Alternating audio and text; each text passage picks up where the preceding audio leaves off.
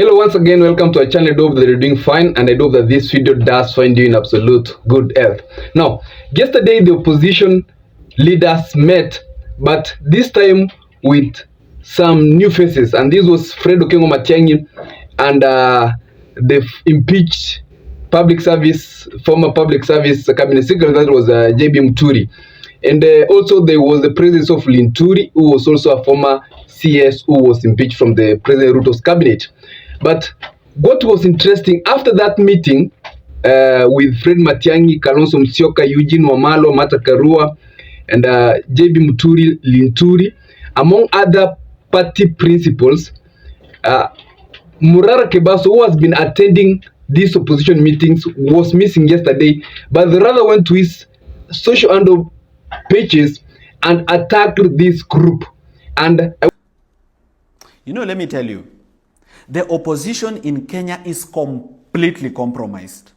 That is why nimekuwa nikiambia the Gen Zs and the young people of Kenya, you are the opposition. Take that role and play it. You are the opposition. Hii opposition yenye mnategemea hii hakuna kitu hapo. There is nothing. Stop putting your hopes where there is no hope. Let me remind you of Morara Kebaso, and this is what Morara Kebaso said through his, and also I want to read what was in Facebook, and he said, "Is this what the Gen Z died for? Is this the future we wanted? So we are removing Ruto to replace him with a former corrupt CS who presided over the killing of Kenyans, throwing them in rivers. A former corrupt CS who has held 4 cabinet positions and never changed anything, and a former corrupt fake fertilizer CS who was charged with rape in a court of law." I think this is FRED Matiangi, Lithuri, and JB Muturi, because they are the former CSS who are present in that meeting. So Morara Kebaso goes on to say, "This is unity without vision, unity without purpose. I urge all the young people of Kenya to reject this coalition of tumbocrats and projects funded by the guy who stole 6 million from this nation." He goes on to say, "Let all young leaders come together and chart a new path for Kenya. I am ready to sit down with progressive leaders who lack the experience of theft. We will not recycle the problem to solve the problem."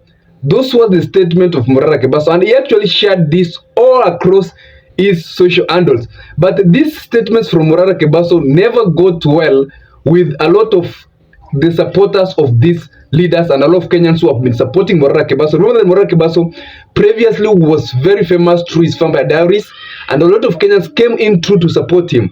And even they did this through contribution where Morara Kebaso could put a pay bill, and a lot of Kenyans support his works. But yesterday, Morara Kebaso received serious attacks from a lot of people and a lot of Kenyans. If you go through the comment section, for example, I want to share in Facebook or X or all the handles he shared these statements. 99% of the statements that are shared to this message are messages that are in attack of Morara Kebaso and the statement he made towards these principals who met yesterday. That includes FRED Matiangi and Lithuri and JB Muturi, who appeared for the first time. And just to read a few, here is Jacob Wekesa, who says, your psychopathy tells who you are. Continue dining with the oppressor. You are the worst tumbocrat. Kenneth Nene says, Morara, stop yapping. We know who you are. A government mole. Go join Ruto. We know you are an opportunist and angry politician, tumbocrat. And Kenyans went on to attack Morara Kebaso and even urged that they are no longer going to support his bid. The purpose and the major reason why Kenyans are seeing Morara Kebaso not to be genuine, remember that a few weeks ago, Morara Kebaso was sitting in these same meetings.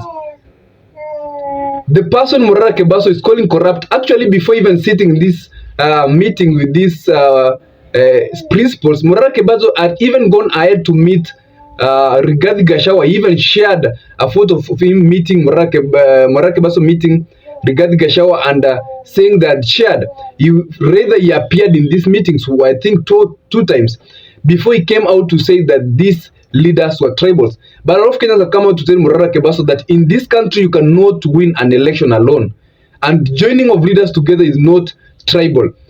And I think it's a wrong path for Morara Kebaso. If Morara Kebaso could have joined with this opposition, he could have a political future. He could, especially from the people, his own back. If he could have supported, let's say, FRED Matiangi, he could come in this coalition with FRED Matiangi.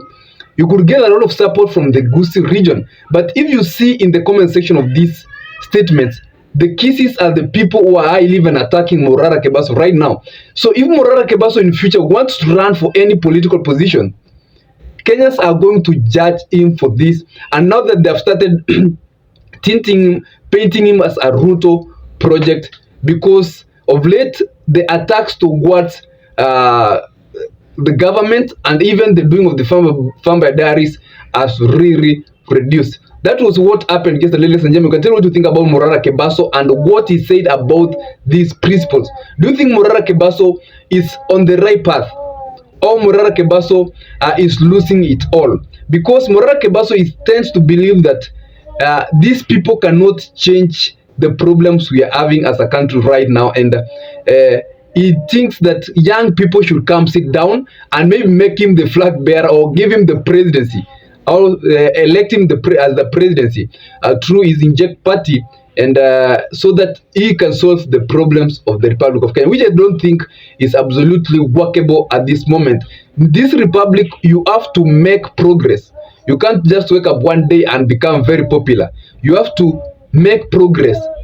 You have to have a track record. Morara Kebaso has no track record rather than the farm by diaries. Morara Kebaso has no track record. FRED Matiangi is far better ahead of Morara Kebaso. FRED Matiangi has served as a cabinet secretary. If you ask a mama mboga, an old mzee, he'll well know FRED Matiangi and his record. But Morara Kebaso, a young leader, he should have sat with these old men, learn a little with them, support their ambitions, and in so doing, he'll have a political future. The likes of Babu Wino, who are very brilliant young men, they have always sat behind Raila Odinga. Ndidi Nyoro supported President Ruto. These are young leaders. If they had gone ahead with their ambitions, they could have lost it all, but they know the progress of winning top leadership. That's it, ladies and gentlemen, about Morara Kebaso and what happened yesterday. But the supporters of FRED Matiangi are now assured that FRED Matiangi will be making his homecoming on Friday, this Friday, and Honorable Anton Kibagendi has officially shared through his social handles that FRED Matiangi will be visiting the Gusii region on Friday, where he will be making an homecoming, and he has even gone ahead to urge supporters of FRED Matiangi, that's the Gusii nation, I think, at all, because as I'm speaking right now, FRED Matiangi totally enjoys the support of the Gusii nation, and he has urged people and even shared that FRED Matiangi will be stopping at Kijauri for those who come from Gusii, Keroka, Keumbu, and later that day will be making a stop at the Gusii town, where we'll be addressing people. And remember that on that same weekend, there's a very big match expected between Gor Mahia and Shabana, which a match that has already attracted huge attention, and even that Gusii stadium is expected to be full of capacity on Sunday when Gor Mahia will be playing Shabana, teams that have a difference of 1 point. And for the first time, you remember that Shabana is one of the teams that has a record of attracting huge supporters, fan base. And on this day, if Matiangi will be making his way to go and support Shabana, because Matiangi is a man from the Gusii region, he can also attend that. We'll be seeing whether he will be attending that Shabana game and how the supporters in the Gusii stadium will be receiving it, if intends or he comes out to support Shabana. But most importantly, another schedule is that FRED Matiangi is also going to seek the blessings of the Gusii elders. Remember that In politics, you must have a backing of your people.